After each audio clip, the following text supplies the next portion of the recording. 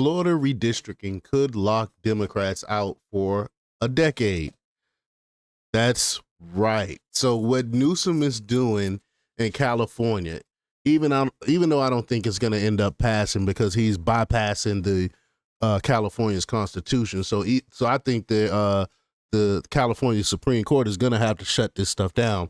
But let's say they don't. Let's say that Gavin Newsom redistricts California and give them 5 more Democrat seats.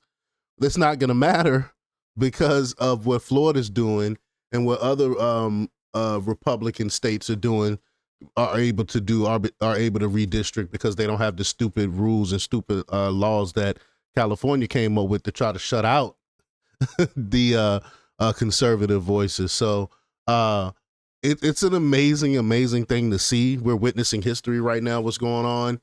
And I think it's donezo for the Democratic Party. But we're going to talk about it. But before we get started, go ahead and hit that like button.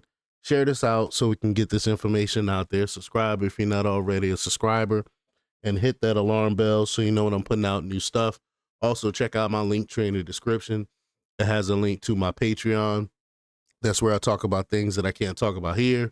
There's also a link to my Instagram and my X account, so follow me there as well. All right, so let's get into this news. Now, this comes from the Gateway Pundit, and they report that Florida has already emerged as one of the most influential Republican states in the country. Now, state leaders are preparing to lock in the dominance with a new redistricting plan that could fundamentally alter the balance of power in Washington. High-level sources inside Florida's legislature confirm that lawmakers are moving forward with a proposal to redraw 4 additional congressional seats ahead of the 2026 midterm elections. The move reflects Florida's rapid population growth, which continues to reshape the state's political map. The redistricting effort is centered on key urban and suburban population centers, specifically around Orlando, Tampa, and parts of South Florida. These areas have absorbed hundreds of thousands of new residents in recent years, many of whom migrate from deep blue states like New York, California, and New Jersey. Ironically, that migration has fueled the Republican surge as conservative-leaning families seek refuge from high taxes and rising crime. But the thing is, some of them still continue to vote Democrat, though. That's what makes it so weird. You flee in these Democrat hellholes, but then you continue to vote Democrat. You continue to vote progressive leftists. I don't understand that. But currently, Republicans hold 20 of Florida's 28 congressional seats, giving the party one of its strongest state delegations in the House.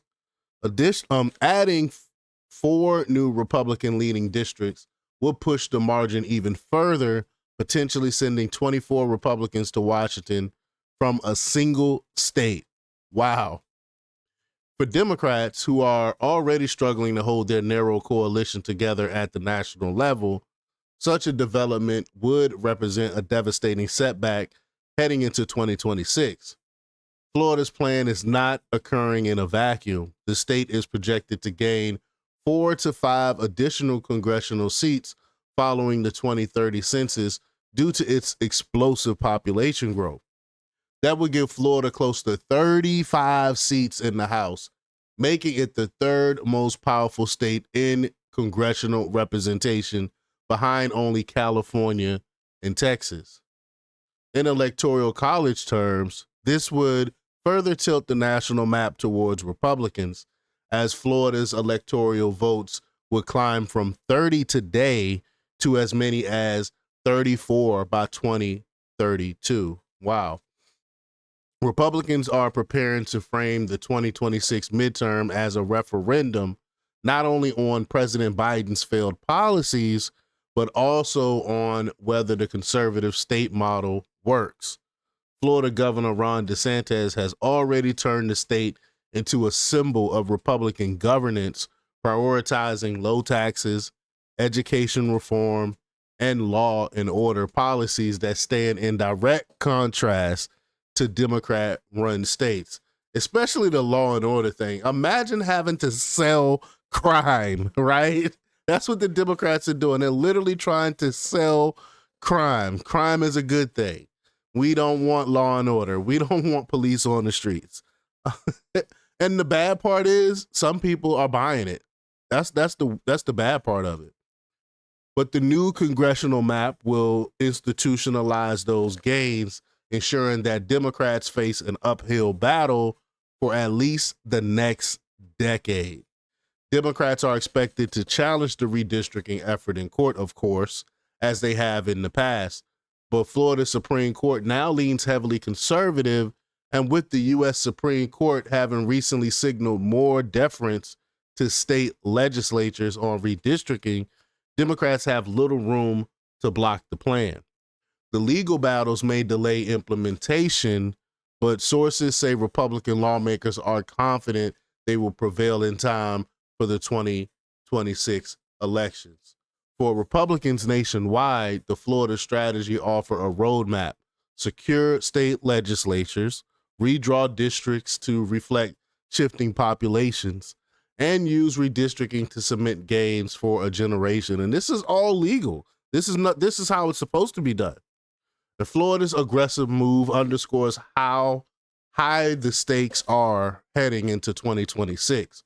With 4 new Republican seats on the table and more likely coming after 2030, Florida is set to become the cornerstone of the GOP's House majority and an electoral college powerhouse. Wow. But y'all let me know what y'all think about all this. Leave y'all comments down below. Like, share, and subscribe. And check out jjthepsychotherapist.com for the latest in news. Until next time, peace.